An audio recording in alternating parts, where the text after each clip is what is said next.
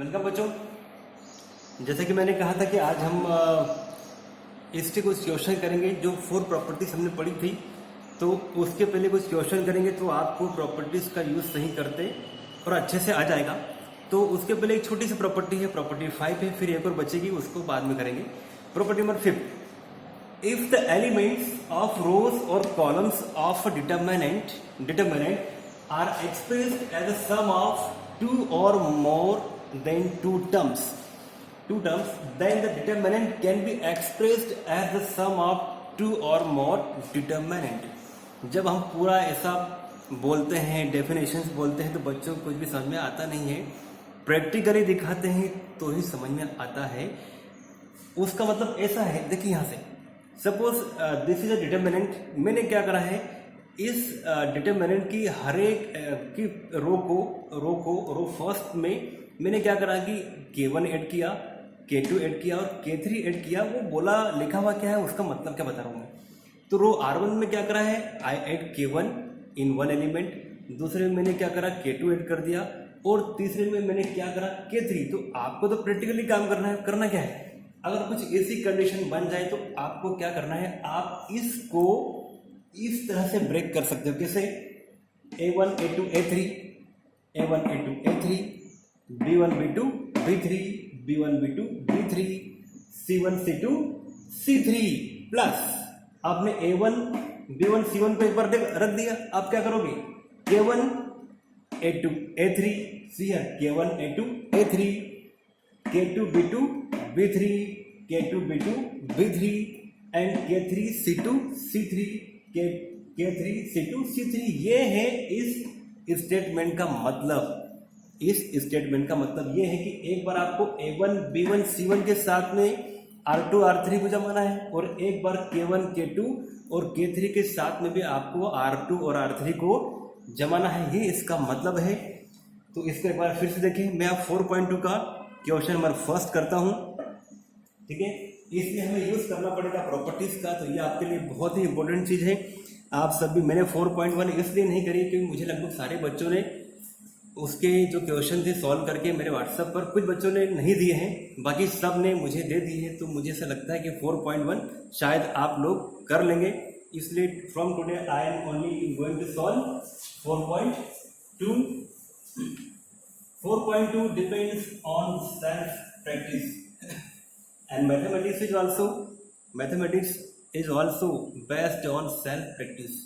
If you are not doing self practice, you cannot learn mathematics. So see question first of 4.2. I'm writing question first of 4.2. Using the properties of determinant, okay, you must know this one. Using the properties of determinant, you have to use the properties of determinant without expanding। ये आपको बिना expand के ये prove करना है जो दिया हुआ है यहाँ पे, x plus a y plus b and z plus c equal to 0 without using the properties of determinant without expanding. कोई बच्चे एग्जाम में क्या करते हैं, जैसे कि हमने 4.1 में देखा था कि एक्सपांड कर देते हैं, तो वो डायरेक्टली क्या करते हैं, they will directly expand this and they will get 0 marks. So you can not expand, okay, you can not expand. First you have to use the properties. अब प्रॉपर्टीज तो जो आपको मैंने अभी तक 5 प्रॉपर्टीज बताई है, अब उनमें से कौन कौन सी प्रॉपर्टी यहाँ पे हमको यूज करना है, ये डिपेंड करता है कि आप इसकी कितनी प्रैक्टिस करते हैं। ये डिपेंड करता है कि आप इसकी कितनी प्रैक्टिस करते हैं। तो अगर मैं देखूं प्रॉपर्टी 1 और फर्स्ट और सेकंड को देखूं, तो मुझे शायद सेकंड में ऐसा आता है याद कि इफ 2 रोज और 2 columns are identical then value of determinant becomes 0। अब मुझे क्या करना है, मुझे इसको 0 प्रूव करना है। तो मैं वो प्रॉपर्टी देखूं कि जहां जिसका यूज करने पे या जिस प्रॉपर्टी में क्या लिखा है कि ये कब 0 बनता है। तो मेरा ध्यान जाता है प्रॉपर्टी सेकंड होगी, शायद सेकंड की तरफ जाता है कि उसमें क्या लिखा है कि अगर कोई सी 2 रोज या 2 कॉलम्स एक जैसे हो जाए, अगर कैसे हो जाए, आइडेंटिकल हो जाए, तो value of determinant will become 0।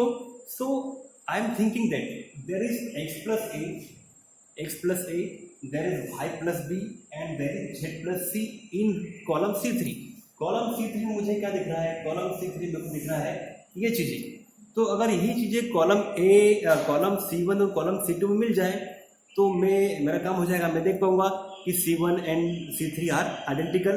पर वो ऐसे तो आएगा नहीं, उसके लिए क्या करना पड़ेगा, if I apply C1 subject C1 plus C2, since my target is to getting x plus a, so I am saying that x plus a, अगर मैं कॉलम C1 और कॉलम C2 को ऐड कर दूं तो मुझे क्या मिल जाएगा, x plus a मिल जाएगा। My target is what? My target is y plus b. So I am saying that if I add C1 plus C2, then I will get y plus b. My target is what? Z plus c, and I can see that if I add C1 plus C2, then I can get Z plus c. So that's why I choose this operation. So what I did, what I am going to do, C1 plus C2 means x plus a, y plus b and z plus c. There is nothing changed in column C2 and there is no change in column C3. Now you can see this column C3 and column C1 both are identical. Okay, now you can see since C1 and C3 are, I can name it A. C1 and C3 are